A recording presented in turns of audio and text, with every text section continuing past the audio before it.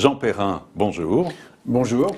Vous êtes président de l'UNPI, l'Union nationale pour la propriété immobilière, fédération qui revendique 250 000 adhérents et sympathisants.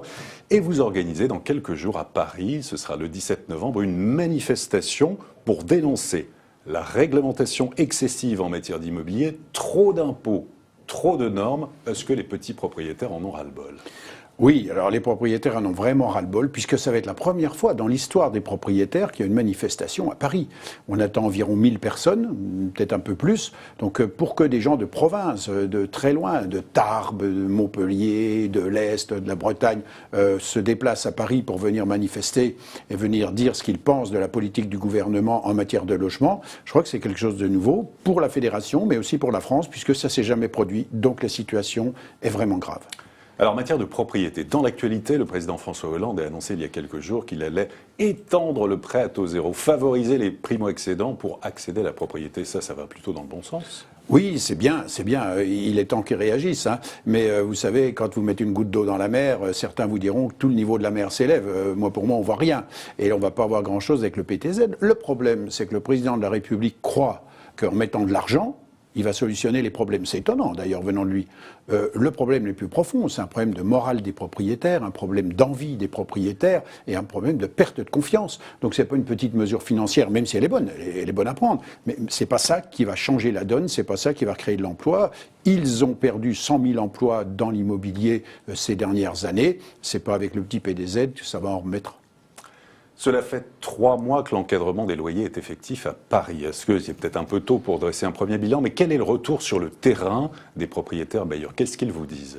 Alors d'abord, ce qu'ils nous disent, c'est que c'est compliqué, c'est impossible à mettre en place, ils n'arrivent pas à y comprendre, pour ceux qui sont au courant et qui y comprennent, ou qui veulent comprendre. La plupart n'ont rien compris, ils n'ont rien changé, et beaucoup ne le savent pas. Et pour moi, c'est un coup d'épée dans l'eau, c'est rien, c'est de l'effet médiatique, mais c'est pas du tout la réalité du marché. Vous savez, entre un appartement au rez-de-chaussée au nord et un appartement au 3e étage avec un balcon au sud, dans le même immeuble, est-ce que ça a la même valeur? C'est trop compliqué. Et donc les propriétaires rejettent, c'est pourquoi ils vont manifester. Trop de normes, trop de fiscalité. On ferait beaucoup mieux de simplifier ça, ça irait beaucoup mieux. Et la prolifération des locations touristiques saisonnières type Airbnb, il y en a de plus en plus à Paris. Est-ce que c'est une dérive qui vous inquiète? Alors, dire qu'elle m'inquiète, à la limite, ça profite à des propriétaires. Ce qui m'inquiète, c'est par rapport à la politique du logement en France. On voit aujourd'hui qu'à mettre trop de contraintes, qu'à punir les gens, parce qu'il y a certains éléments de la loi Allure, c'est de la vraie punition, c'est même pas de la loi, c'est même pas de la proposition, c'est de la punition. À interdire et à punir, eh bien, on cherche les chemins dérivatifs. Et aujourd'hui, on s'aperçoit que des gens louent, ça se paye pas toujours par des chèques, ça se déclare pas toujours. Il y a des gardiens concierges qui rendent service, donc on voit qu'ils se développent une économie parallèle. Alors il y a l'économie normale, paraît-il, la vraie, il y a l'économie circulaire, il y a l'économie sociale et solidaire, maintenant il y aura l'économie de dessous de table. Je ne sais pas si c'est une bonne solution, en tout état de cause, pas pour la politique du logement. Qu'est-ce qu'il faudrait faire là en priorité? Alors ce qu'il faudrait faire d'abord, c'est redonner la confiance. Aujourd'hui, les gens ont perdu confiance. Tout ce qu'ils gagnent, ils le redonnent à l'État. Et ceux qui vont devenir propriétaires voient que les taxes foncières flambent, voient qu'il y a des normes qui sont mises, voient qu'on leur met des contraintes tous les jours. Donc ils n'ont plus confiance dans l'avenir. Quand on investit dans l'immobilier, c'est pour 20 ans, 30 ans, la deuxième génération.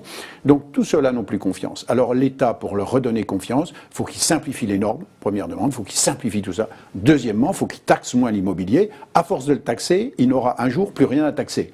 Je ne sais pas si c'est ce que recherche le gouvernement, tout état de cause, il a besoin d'argent. Selon votre baromètre sur l'évolution de la taxe foncière, elle a augmenté en moyenne de plus de 16% entre 2009 et 2014. Pourquoi cet envolé? Est-ce que ça va durer? Et puis vous lancez une pétition en direction des maires. Oui, alors, il y a plusieurs éléments. D'abord, notre observatoire démontre que la taxe foncière augmente presque 3 fois plus que l'inflation. Donc ça veut dire qu'on retire du pouvoir d'achat aux propriétaires. Donc vous comprenez qu'ils n'ont pas trop envie de devenir propriétaires demain. Alors est-ce que ça va continuer? Oui, hélas, parce que l'État décentralise. Alors l'État dit je baisse mes impôts, je les stabilise, mais il donne beaucoup de charges aux collectivités, et notamment aux mairies ou aux régions, ou parfois aux départements. Et donc ces charges, il y a une dotation qui est mise en face. Sauf que la dotation, on les gèle. On gèle les dotations. Mais les charges, elles progressent. Tous les ans, elles progressent parce qu'il y a de plus en plus d'ayants droit. Et donc, les collectivités, il faut qu'elles trouvent de l'argent. Et souvent, elles se retournent vers la taxe foncière en disant c'est le moins pire. La taxe d'habitation, c'est tout le monde. La taxe foncière, c'est des propriétaires. Oui, mais les propriétaires, ils en peuvent plus. Donc, à leur augmenter la taxe foncière, on est maintenant à plus de 2 mois de loyer en équivalent loyer. Ça veut dire qu'il y a des personnes qui sont à 1 mois de retraite ou à 2 mois de retraite pour payer. Ils pourront plus rester chez eux. Donc, on est en train de tuer la propriété. Donc, c'est vraiment une erreur. Je crains que ça continue. Et ça, c'est aussi une explication du fait que les gens n'ont plus envie d'investir, n'ont pas envie de se tourner vers l'immobilier. C'est l'assurance vie, c'est plus cool. Hein. On n'est pas embêté avec des locataires. Où faudrait-il investir aujourd'hui ? Quand on aime quand même l'immobilier, qu'on a envie d'investir. Oui, alors je comprends qu'on a envie d'investir. C'est pas le président des propriétaires qui va dire le contraire.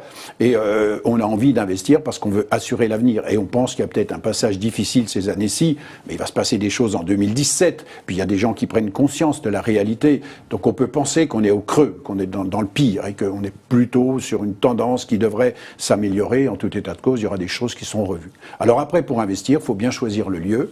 Et pour moi, le lieu, c'est de dessiner un U sur la France, hein, c'est-à-dire on part de Nantes, on descend par Bordeaux, ensuite on va passer par Toulouse, Montpellier, Nice, Cannes, puis on remonte Lyon, Grenoble. Et puis on met au-dessus le tréma comme les Allemands pour l'Île-de-France. Le Umlaut. Le Umlaut. Et si on investit dans ces secteurs-là, on est à peu près certain que ça sera encore un investissement satisfaisant. Et avec l'avenir qui va s'améliorer, eh bien ça redonnera des couleurs à l'investissement immobilier, il retrouvera sa place. Mais il faut redonner l'espoir, redonner la confiance. C'est fondamental. Faudrait-il un statut fiscal du bailleur privé ? Alors, ça se discute beaucoup. Il y a aujourd'hui des tas de régimes. Et il y en a peut-être trop.